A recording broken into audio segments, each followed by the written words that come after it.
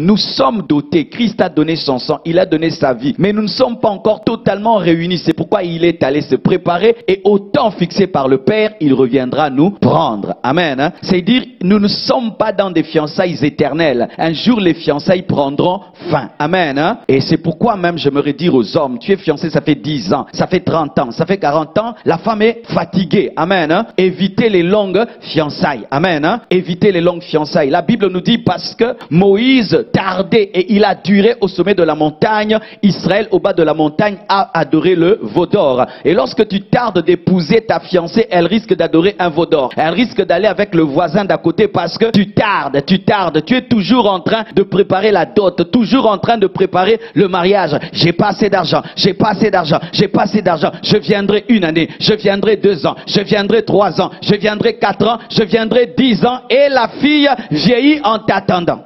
Mes chers sœurs, lorsque un homme veut vous épouser, il faut lui dire tu m'épouses dans combien de temps? Parce que les femmes, vous souffrez d'un problème d'expiration.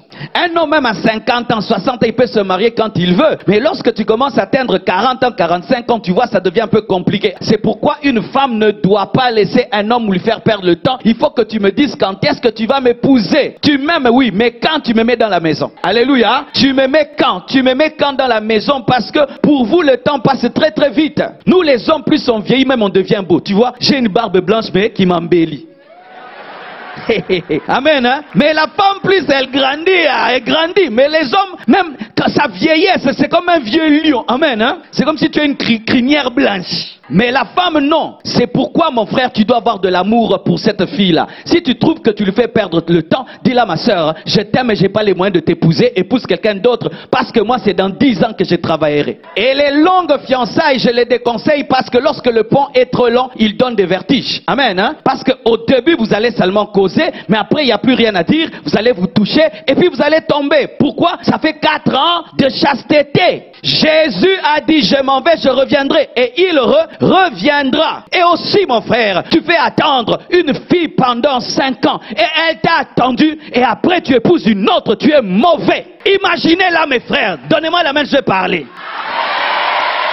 Nous nous sommes convertis. Nous avons tout abandonné. Nous avons cru en Jésus-Christ. Et puis un jour, Jésus-Christ dit, viens, il dit non, je ne veux plus vous enlever. J'ai changé d'avis. Ah, Jésus. Ah, Jésus.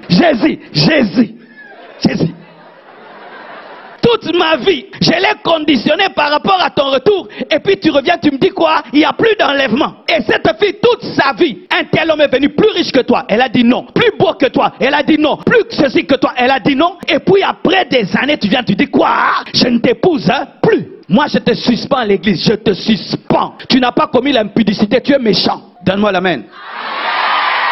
Alléluia, les frères papillons. Les frères papillons, ce sont les frères qui sont tout le temps. Aujourd'hui avec telle sœur, demain avec telle autre sœur. Vous voyez le papillon, il est sur telle fleur, telle fleur, telle fleur, telle fleur, telle fleur. Tu donnes l'espoir ici, l'espoir là-bas, l'espoir ici, l'espoir. Et puis il y a 5 sœurs qui ont l'espoir. Tu es un aventurier dans l'église, tu nous crées des problèmes dans l'église. Il y a des sœurs qui quittent l'église mais qui ne disent jamais pourquoi. Toi tu penses que tu ne prêches plus bien, tu prêches bien. Il y a le frère papillon qui a blessé 10 sœurs. Tu es fiancé à 10 sœurs au même moment, le pasteur n'est pas au courant, personne n'est au courant. Des frères qui n'encadrent que les sœurs.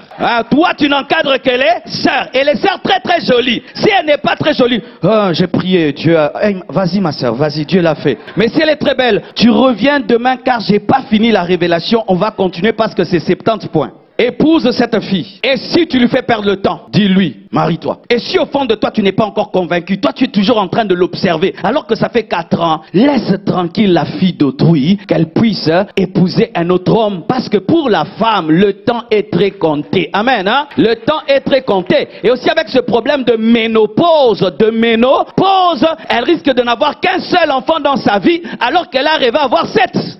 Mes sœurs, soyez intelligentes. Amen. Hein? Soyez intelligentes. Et même si vous priez beaucoup, il faut avoir la sagesse dans la vie. Sinon, un homme peut détruire ta vie, mais dans l'église.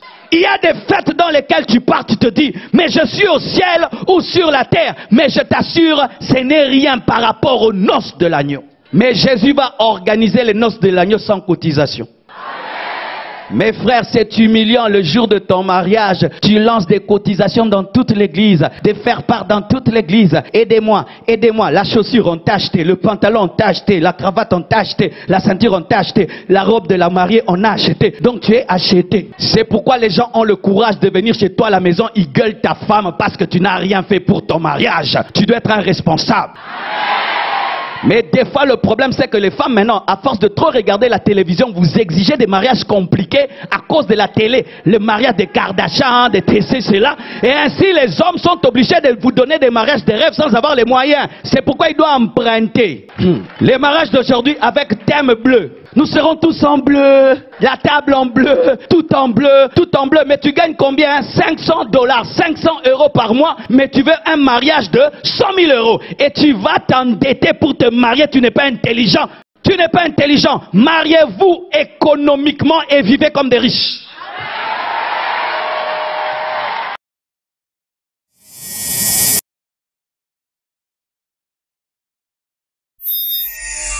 Fils révélé.